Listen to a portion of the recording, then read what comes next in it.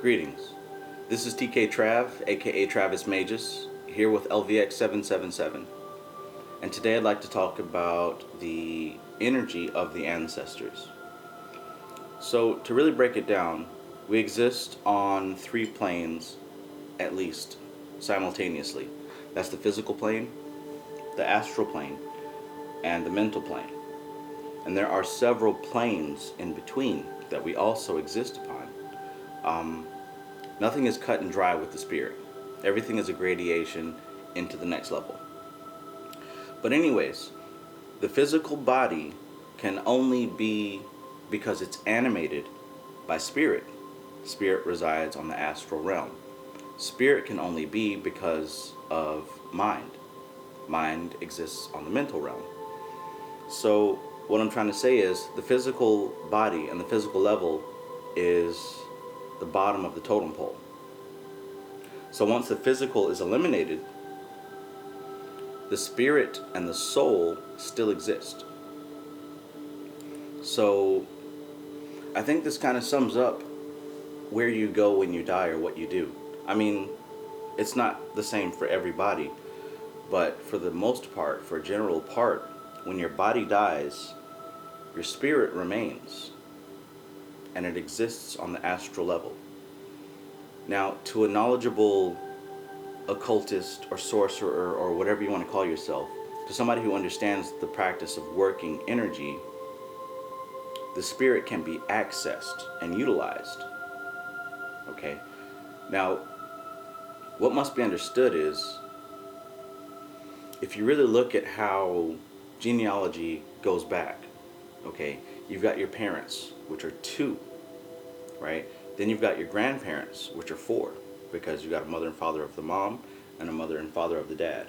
Then you go back to the great grandparents, and that's 8, 16, right? 32, 64, 128, and it keeps on going. Interesting, these numbers correlate also with gigabytes and computers. But anyways, when you go back just a few generations, you begin to see how easy it is for many people of a certain genotype to be connected.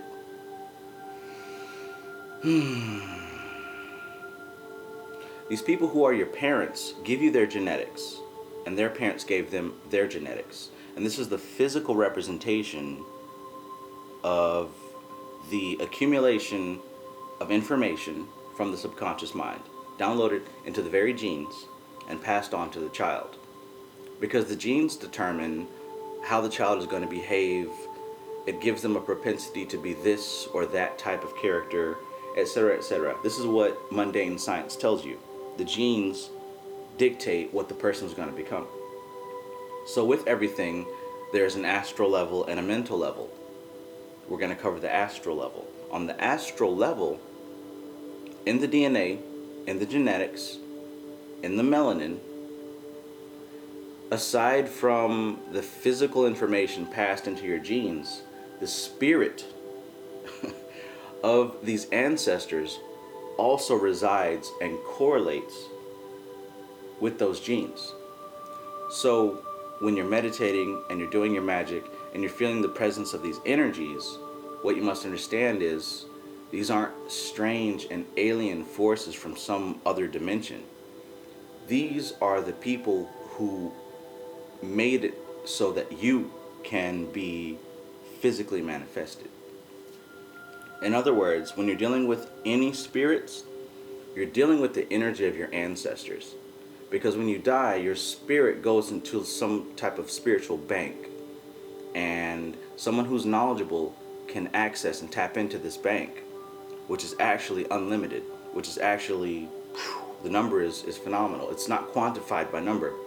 It's an infinite energy. It's quantified by potency. Okay? There are so many spirits that are waiting to be contacted, connected with, utilized. And when we work magic with the Goetia or any type of spiritual system, what we're doing is finding a way to connect our subconscious mind to the energy of our ancestors and grab that power and push it towards a specific purpose. And this is what they want, right? when you pass on, all of that information that you accumulated during your life is stored in the Akashic records. So when you call upon a spirit, you're calling upon a certain individual who has accumulated a wealth of knowledge in a certain area.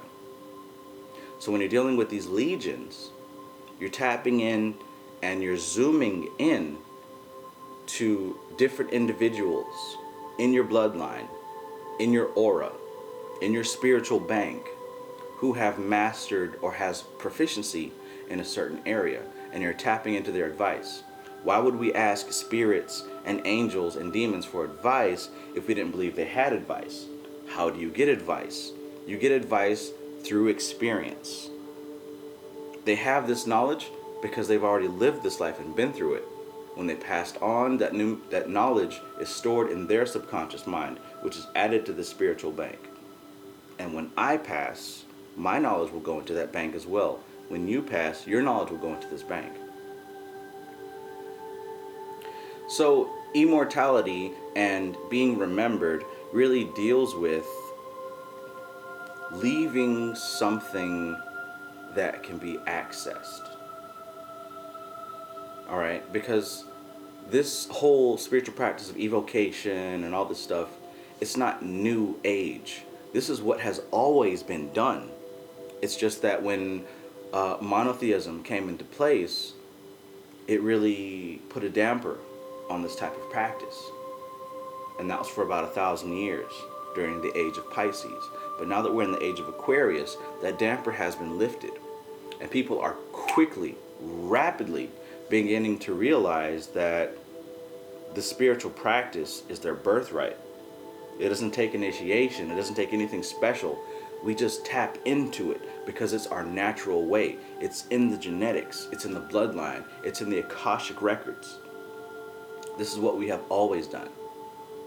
So when you hear Bobby Hemmett speak or Brother Panic speak on ancient cultures, and they've always done things this way, and it's pretty much setting up a certain place in the astral realm. So when the shaman dies, when the warrior dies, when the elders die, the young folks still have a way to access that information through prayer, through channeling, through different divination systems.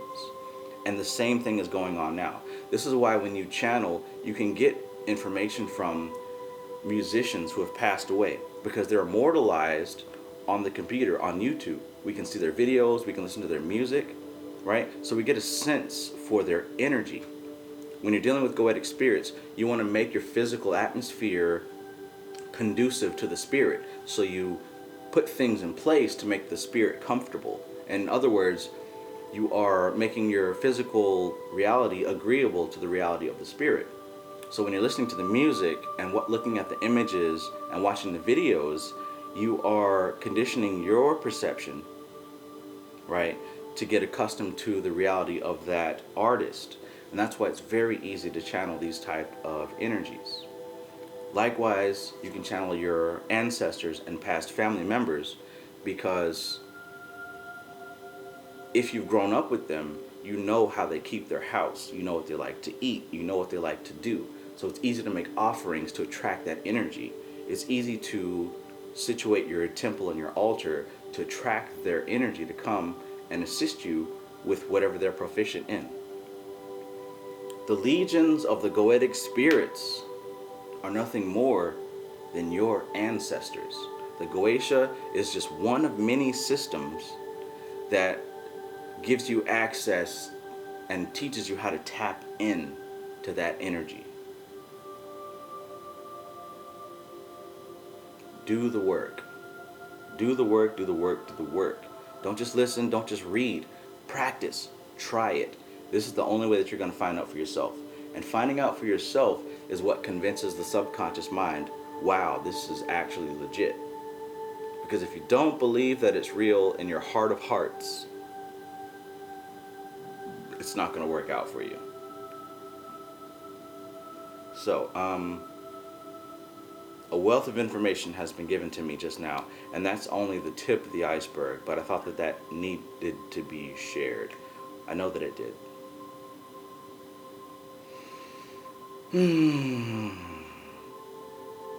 So yeah, pour libations, make offerings to all gods known and unknown, Ashe, because we are all one family, and we are all on the same mission that's been set forth way before we were even conceptualized. But somebody down the line knew that we were coming, and things are working out exactly how they're supposed to.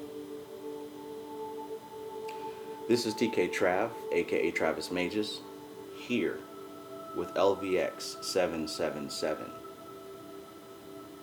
Peace.